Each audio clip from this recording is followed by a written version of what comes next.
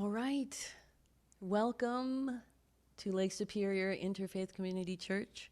My name is Barbara With. It is July 9th, 2023, and we are here in Duluth on the shores of that magnificent healing waters of Lake Superior. So just to begin the whole thing, I would like us all to just take a couple seconds and take some breaths in. And for those of us who are actually physically present on the shores of this inland sea, feel like you're sitting in the middle of this crystal energy that's surrounding us, and it's grounding us. And for those of you on Zoom, close your eyes and imagine yourselves here with us in this loving, compassionate, crystalline energy of Lake Superior. We will command that only the most divine light shine down upon us at this time, and the greatest good be present here. So in the beginning, the angels used to tell Teresa and Kim and I to tell our story and get out of the way. So that's what I'm going to start this morning. I'm going to give you an idea of what has led us up to this day, July 9th, 2023, where I'm putting out a call for the participation of the willing to participate in a worldwide nonviolent action to end the age of war. And it's a big vision, but I think it's very doable. And I'm going to tell you my story, and then I'm going to get out of the way and let Einstein and the party come through and give us some insights and inspiration. So I first started channeling probably when I was about 13. And that's when I started to write music. And the way I described it when I was 13 was that it was as if I was going into outer space and I was listening for the song that was already written. And I would hear like 4 bars, 8 bars, maybe a melody and some words, and I'd take that back and I'd play it and transcribe it into lyrics and melody and chordal structure and rhythm and intention and meaning.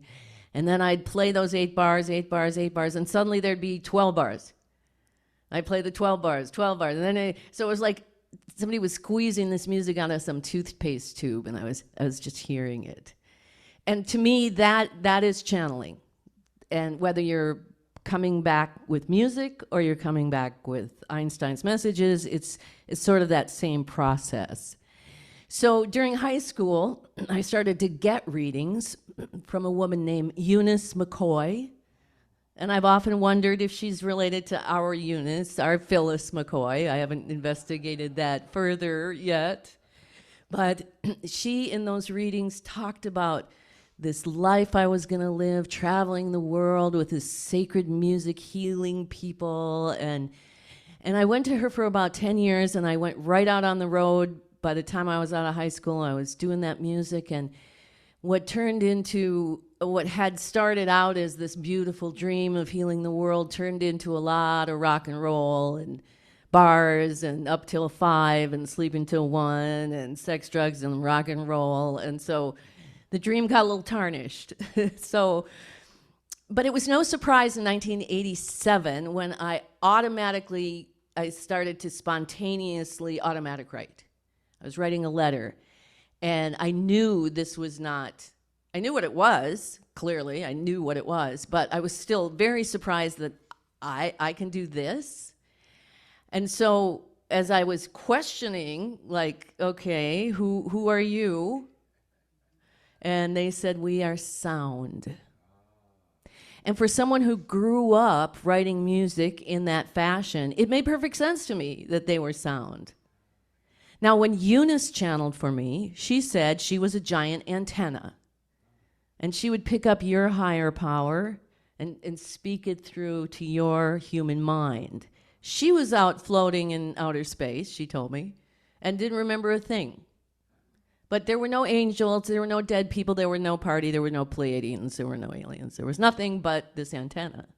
So when I started to channel, that's how I felt. people would come to me and I'd read their higher power, read it back to their human minds, because human minds have so many questions and our higher power have so many answers that that's what we're trying to do, is connect them up so we can be unified in that way. So I did these readings for 5-6 years, and people would come and go, and I never really discussed what was in those readings with my clients. They would just come and go. But what the automatic writing did for me was that the very first time they reframed these parts of my life that had been shameful and a failure, you know, my beautiful dream of healing the world with my music, and here I was, you know, drinking in taverns and singing rock and roll. It just was so far removed, and I was such a failure. But they took those times and they reframed them in a magical and meaningful way, that even though my ego wasn't being fulfilled, I was still playing the music. And even though people didn't know, they were still feeling that healing energy. And that feeling that it left me like I was redeemed, like it was a moment of self-love that I wanted more of. And so to me, listening to these voices that were telling me that I was worthy of being loved, that I was talented, that I needed to redefine myself, I needed that.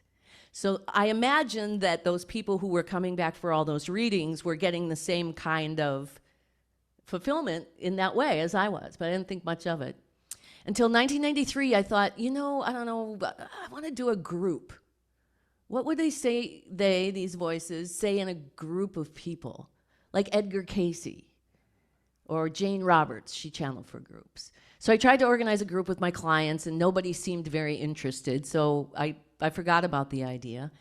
And then Teresa McMillan showed up at my door. She was a referral for a reading. And then she sent 5, 6, 7 of her friends. Then she brought her best friend, Kimberly Phelps. And when Kimberly Phelps came for her reading, she took her recording home, she transcribed the reading, and she called me up and says, well, what does this mean? Well, what does this mean? Well, what does this mean? She's like, I don't know, let's talk about it. So they sort of started to stalk me in a good way. They'd come to my gigs. I was playing in a hotel in Minneapolis, and we'd talk on the breaks. And so probably at the same time, I had this idea. It was like, here's my group. And at the same time, they were saying to each other, we've got this group, and we all want to know more. Well, maybe we could ask Barbara to come over.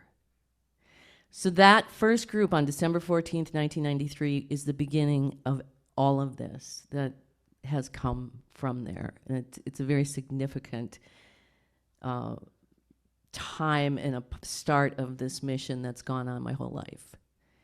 And we organized these groups in our living room. We also did triad groups.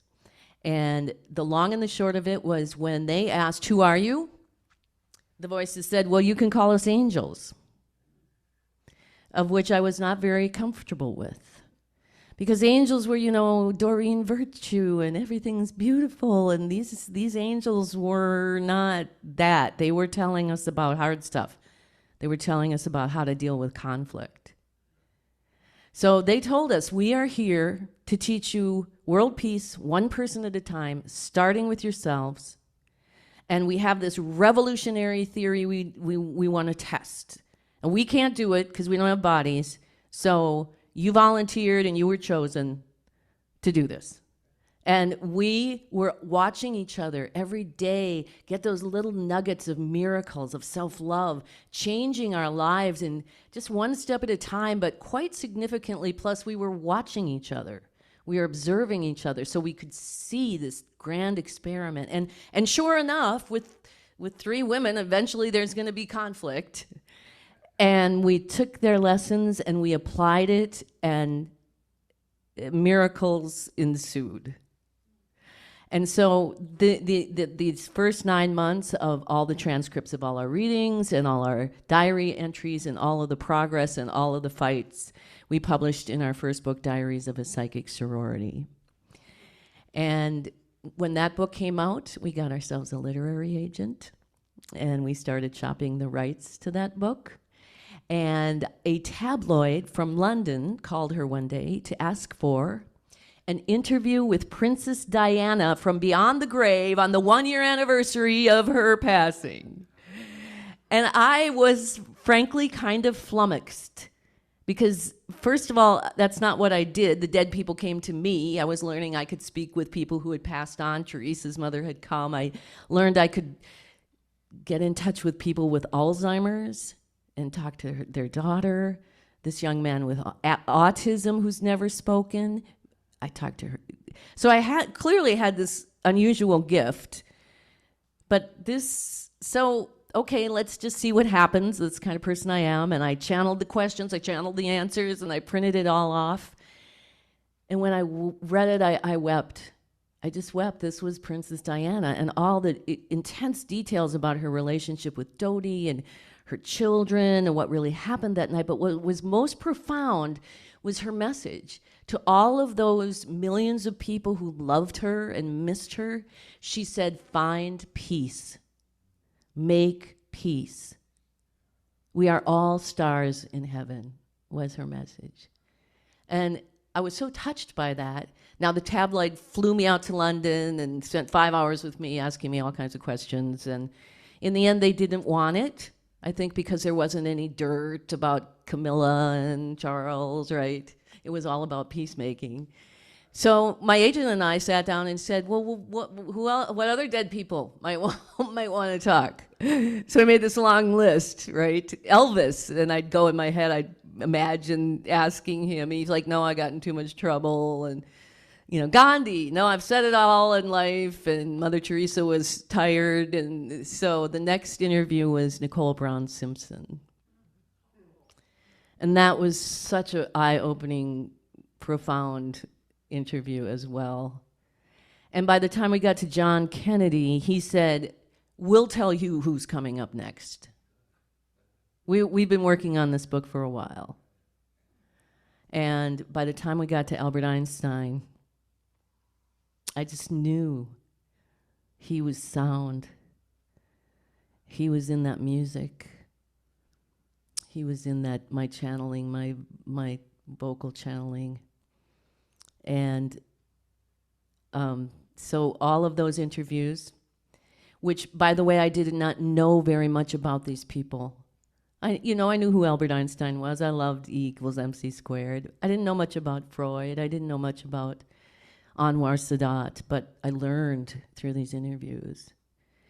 And so we started training all of this work, all of this process in about 1999 and called it conflict revolution, because it's not like other kinds of conflict resolution processes.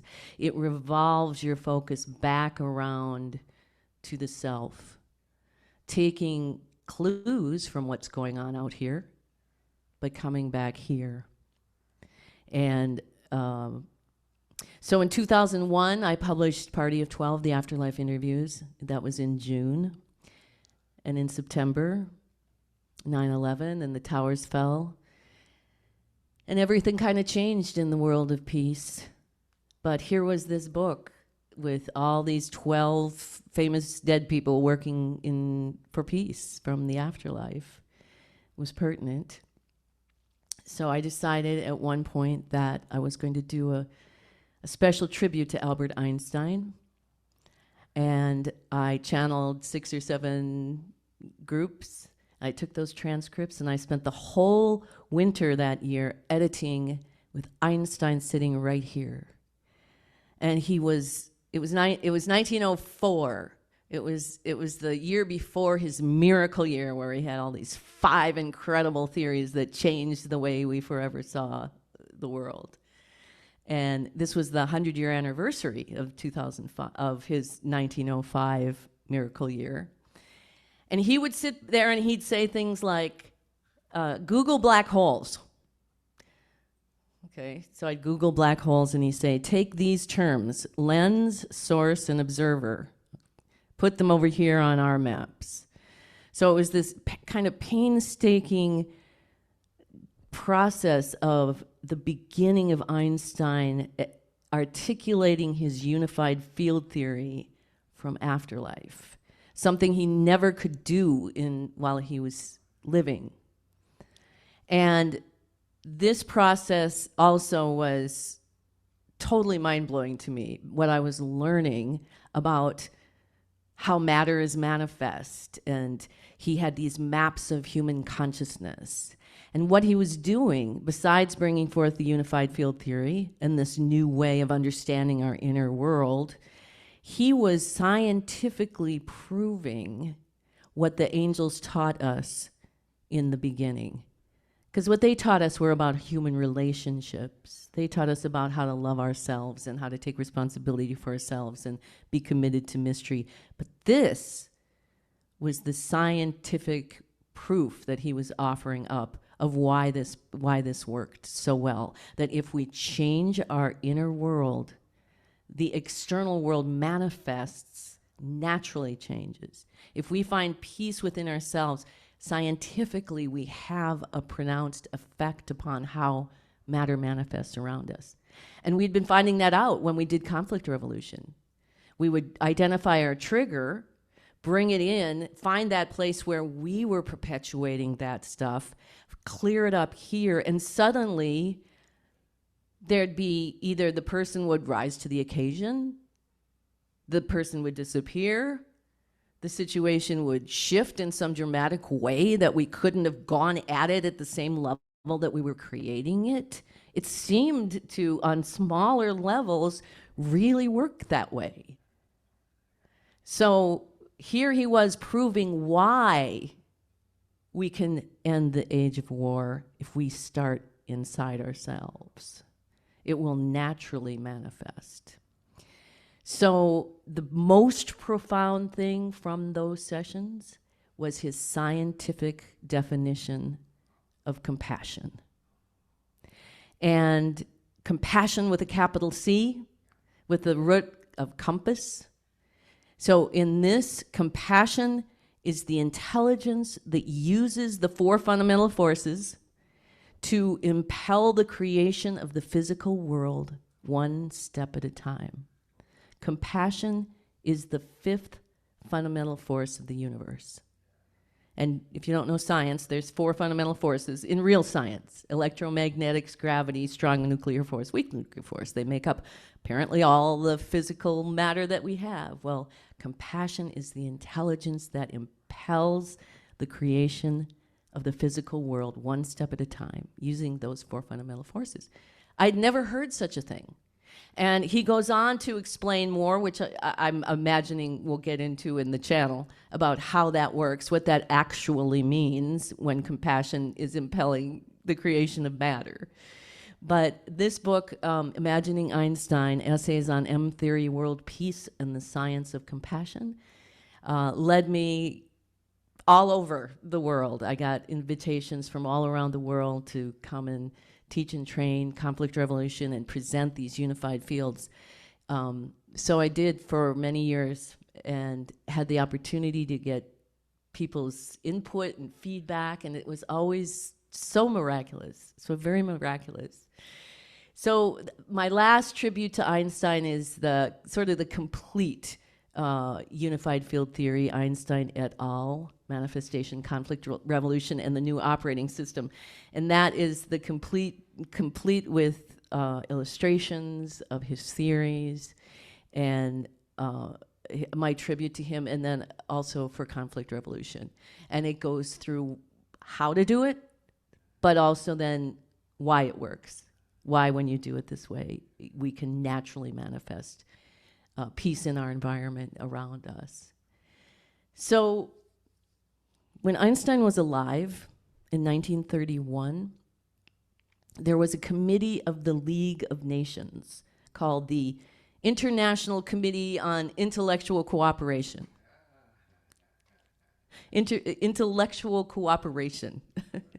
And what they were charged with doing was to create public forums for thought leaders of the time to talk about these pressing issues that the world had after World War I, which of course was supposed to be the war to end all wars. And they first asked Einstein. He was the first one they asked if he wanted to participate in this. And he said yes, and he decided to reach out to his friend Sigmund Freud. Imagine that. And he had met Freud earlier and was very impressed with his revolutionary way that he dealt with the human psyche. So here's the physicist who completely transformed the way science looked at itself, asking the physician who completely transformed the way that humans look at their energy. And this was his question. And these letters are available if you want to just go Google them. They're out there. His basic question was, how do we end war? Now, this was before nuclear weapons, so it's 1932. And Freud and Einstein went back and forth a little bit about, well, maybe we could create one world government, just one entity to rule over the world. And they both quickly decided that was probably not a good idea, considering humans' nature to sometimes be evil. And in fact, they called it a supranational organization, which meant it would override nations and governments. And yes, they quickly decided that was not a good idea, considering the nature of humans. It's easier to denature plutonium than it is to rid a man of evil, which is what Einstein said. So it's easier to take radiation out of plutonium than making humans more compassionate. So Freud came up with a couple of, he called them indirect ideas of how we could end war. And his first one was, create an education system that nurtures hungry, open minds that are seeking the truth. And that way, I suppose, you protect yourself from the propaganda that they were seeing happen in Germany in the area at that time. The second one, Freud said, was create an emotional connection and a community so that you feel a part of a community. And the third one was to tell the world the real truth about war. And they will then rise up and decide that they don't want this. So don't spare any language or colorful descriptions of what could happen.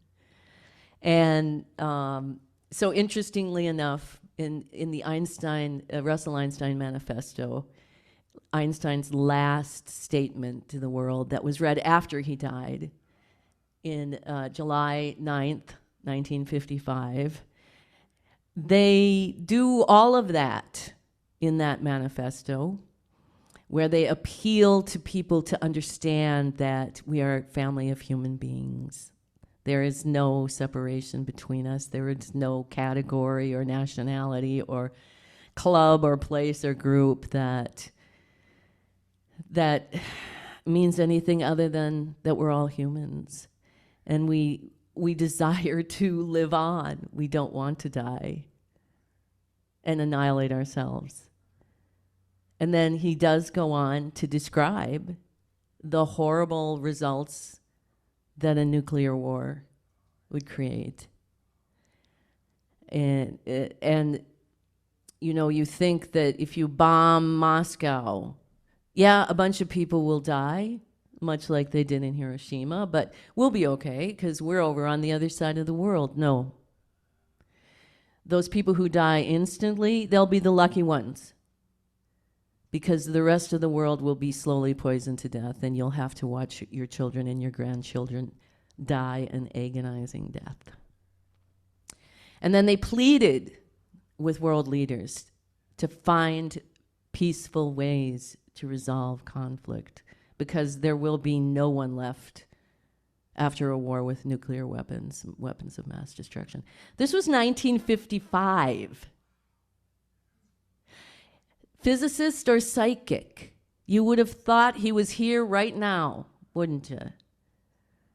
So it made sense to me that if there was any human on the planet who had a reason and the ability to die, go into afterlife, figure out what's going on, find a way to get the information back, pick the volunteers who volunteered and were chosen to be able to come to this moment today.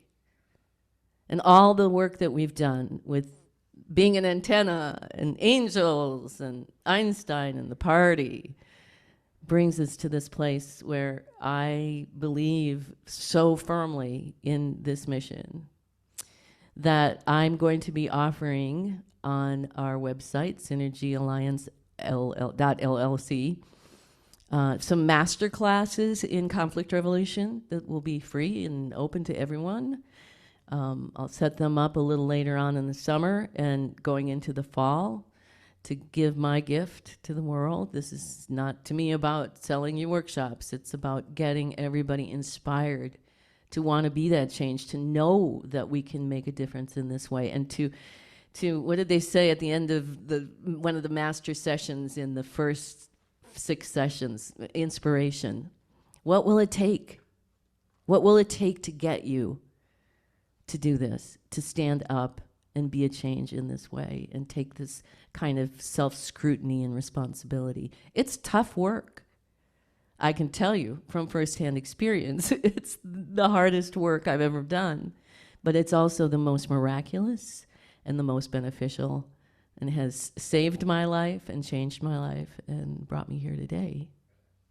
So that's how we got here. And I was going to read the Russell Einstein Manifesto, and as I was driving in today and talking with them and praying and consulting and letting go, I said, do I really have to read that? Not that I don't want to, but it's written via 1955 academic scientific vernacular, and it's kind of not very flowy, and it's really, really kind of depressing. And I know that's why you wrote it, because Freud told you, tell them all the truth, and they'll be so scared to death they won't want to do anything. And so, but what I am going to read before we get into the channel is at the end of Party of 12, after I'd done these 12 interviews, and then John Kennedy Jr., he was the one that introduced everyone.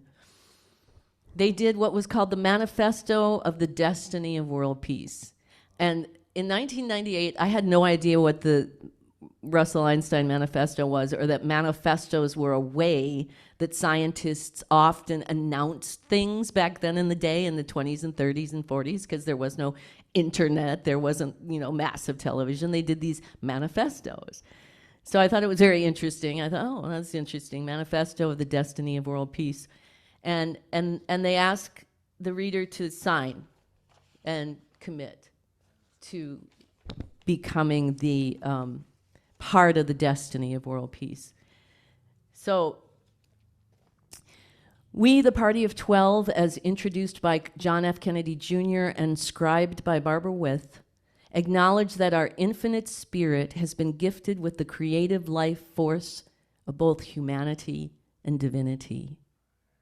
We wish to now stand and state our full intention to channel that life force into the manifestation of world peace. We invite all inhabitants of Earth to join with us in this declaration. We intend to create in physical form a family of humankind residing on Earth who see past the illusions of infrastructure of fear, and through conscious commitment to self-love, self-responsibility, and compassion, transform the fear-based infrastructure into one of a love-based infrastructure. With our human and divine heart and mind, our physical body and infinite spirit, we commit to peace on earth, beginning with our own gravity, by staking a claim of complete self-responsibility to every particle of energy within our domain. From this commitment to inner peace, we will bring peace to every level of creation that is within our own jurisdiction. We commit to peace within relationships between husband and wife, parent and child, master and servant, neighbor, tribe and tribe, within our own selves. We commit to infuse each and every relationship, individual and collective, with projections of our own self-love, thereby supporting a love-based infrastructure within those relationships. We agree to accept responsibility for every decision that we make, for all our personal power, and for using that power through example to enlighten, educate, and inspire others to also look inward and commit to peace. We believe that it is our destiny to manifest this peace, and that because it is destiny, there will be no obstacle or challenge too great that might prevent the actualization of this destiny. We commit to using all the elements of every challenge, no matter how destructive in nature they appear to be, to align with the truth of the oneness of compassion. We agree that all generations that have come before and that all that will come after have peace as their birthright, not as an award to be earned, but a grace to be granted by the truth of our spiritual essence. We intend to work for future generations so that they may be born into a love-based infrastructure. Lastly, we fully intend to persist with this movement and until peace is achieved on a global level. We, the undersigned, agreed this day, the 17th day of September, 1998, Madeline Island, Wisconsin, United States of America, planet Earth. Diana Spencer, Johnny Versace, Nicole Brown Simpson, John F. Kennedy, Jacqueline Onassis, Albert Einstein, Adolf Hitler, Ryan Wayne Wright, Norma Jean Baker, Sigmund Freud, Anwar Sadat, Jesus of Nazareth, John Kennedy Jr., and Barbara Lee With.